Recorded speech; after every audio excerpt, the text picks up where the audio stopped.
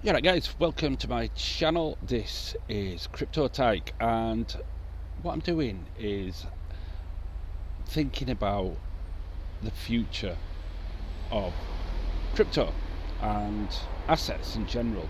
So, like I say, I have gold, silver, and a couple of small things, but what we're talking about, what my thoughts are all about the future and what will become of assets in the future and what this means for crypto. And I think crypto is the future, so that's why most of my money is actually in crypto.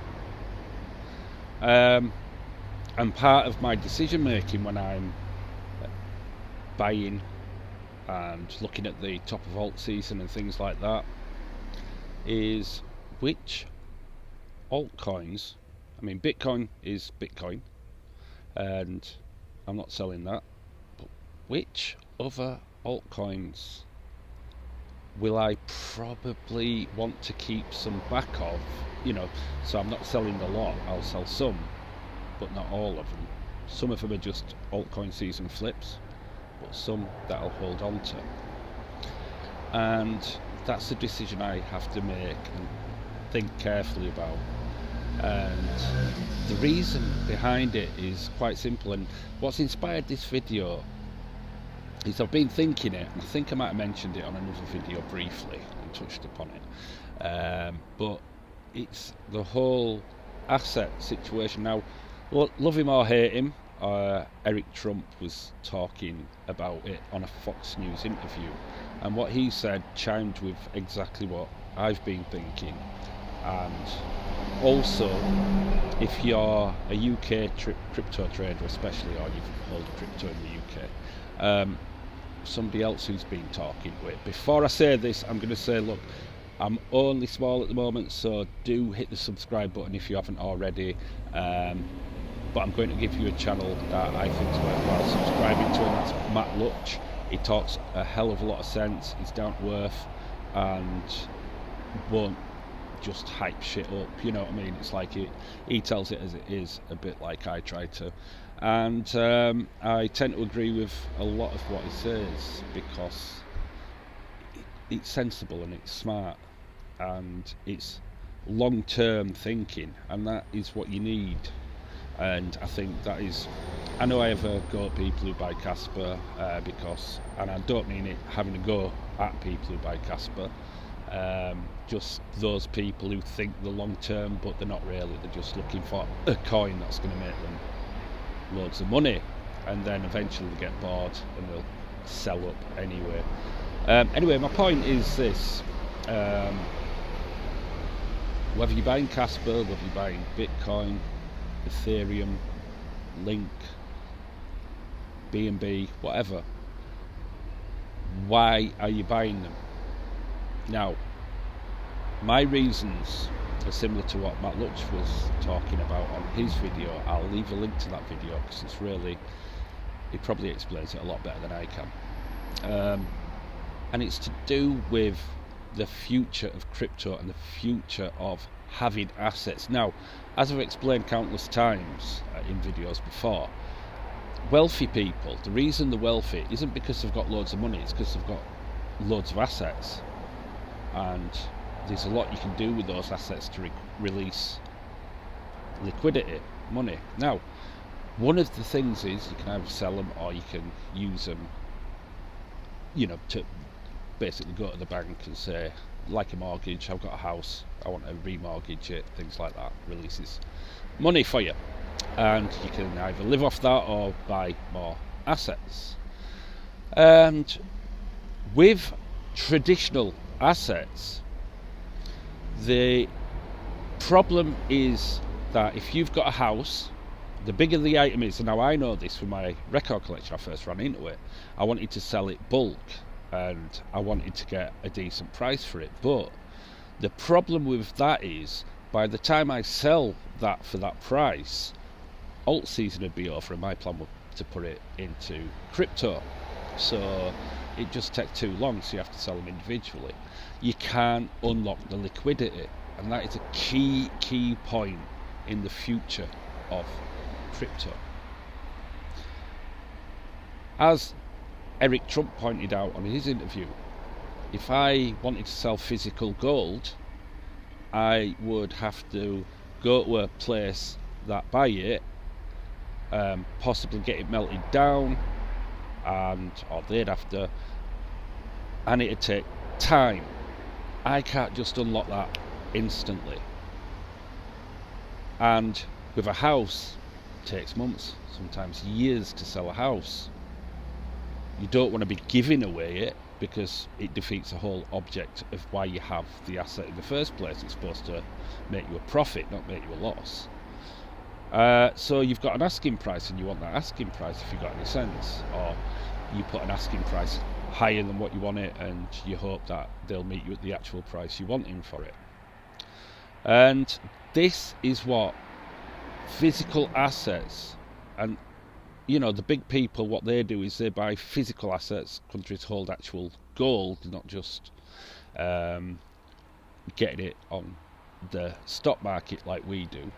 And even with that market, as it stands, a lot of the time, it's only Monday to Friday trading. So if you needed for any reason to get rid of it over the weekend, you can't.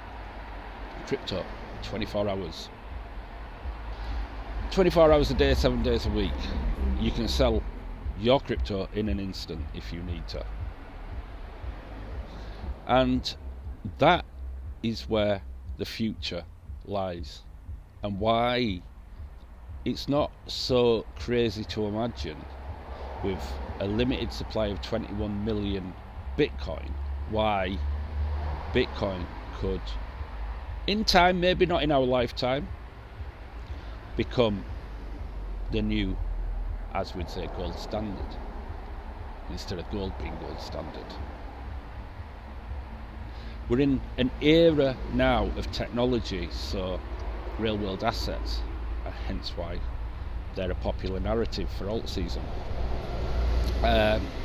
People are using the technology to then put actual assets on there, so you can buy them and sell them very, very quickly rather than waiting. And so with a house you can't do that. With physical gold you can't do that, but with Bitcoin and other cryptocurrencies you absolutely can. So they become a very, very useful store of value. And if you look at the way things are going, it's the next natural step when it comes to wealth. So you're not just buying a coin when you're buying crypto. You shouldn't look at it like that. If you are, you're looking at, you're in it for the wrong reasons. You're looking at a store of value, an asset, and something that you can accumulate, and it will beat being in the bank, because the banks give you fuck all in interest, and it just about, as Matt Lutch even pointed out as well, you're barely beating inflation, if at all. If you're in a normal savings account, you're not even beating inflation. So as money gets devalued, as it always does, inflated away, your money in the bank, you're always on a loser. That's why one of the greatest scams of all time is telling people to work hard and put the money in the bank. Ever since you're a kid, they put that into your head, and it's the most stupid thing you can do with money, is just stick it in a bank, because when you come back to that money, you might have accumulated more, but the value of it has drastically reduced 5, 10, 15 years time when you decide you want to use it. So we store value in things like gold, property, but we can't unlock that quickly in an emergency, or just because we want to retire. Crypto solves that problem. Crypto is the natural progression. So if you're holding crypto, look at what you're holding. Are you just holding shit coins that are not going to have any real value, or are you holding something that in the future, in 10, 15, 20 years, could be something that you are like, fucking glad I kept some of them. So that's all I'm saying about crypto. It's an excellent, I think it is the future. I think that's just the way things will be done. You know, the way people traded shares has changed over time. It used to be physical pieces of paper you'd get that had a little number on it and that would indicate it was yours.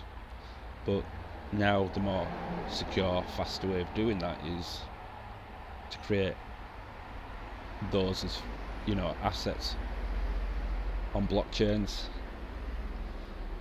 And I think that's the future of it. So that's why real world assets and things like that are very, very big. And with stable coins, you can store there, get interest above what you get in the bank. Probably not ideal to just have stable coins, obviously, but again, they're all better than just sticking money in the bank. And Alex Becker even pointed out that, look, the biggest risk you can take is not taking any risk whatsoever. And really, the biggest risk of losing money is leaving it in the bank. It might not fucking say it on your digits. You know, you put £10,000 in the bank for 20 years, it might still say £10,000 or maybe 10,250, 10,500, but its value, spending power has been cut in half anyway, so you might as well have just spent it when you had it. And that's why wealthy people buy assets, wealthy people inherit assets, and now you've got an opportunity early on in the game. It might seem like it's been going a long time, but in the scheme of things it really hasn't. Early on in the game to get on crypto like Ethereum, you know, Bitcoin still, but other ones that have real world uses that are going to be depended on. And that's where the key is to future wealth. And at the moment you can still do it relatively freely. So that's why it's worth being in crypto. And not financial advice, I'm not a financial advisor, and why I dedicate most of my currency, fiat currency, going into crypto rather than anything else. I mean, I'm still buying gold and silver as well. That's a separate thing I'll talk about in another video and explain other ways of just keeping your money doing more than it would in a bank. But crypto is where I see the future of assets being, where the real value is. So I'm going to leave it there anyway, just a short video just to share my thoughts on that. Do subscribe if you haven't already. I've got plenty more content to come obviously, and you'll be able to share my journey from being just me who started with nothing to see if I do alright in 5-10 years time, you know what I mean, if you're still watching then. And who knows, I might come up with some gems that might help you as well. So hit the like button and help that algorithm a bit, get me seen by more people. Thank you ever so much so far, all those people who I know are doing exactly that and supporting me. It is massively appreciated. Like I say, subscribe to me, but check out the link in the description for the video by Matt Lutch that I was talking about, and give him a subscription, subscribe to him as well, because he's really good. So I will catch you later guys. Leave me a comment, say hello. See you later. Bye bye.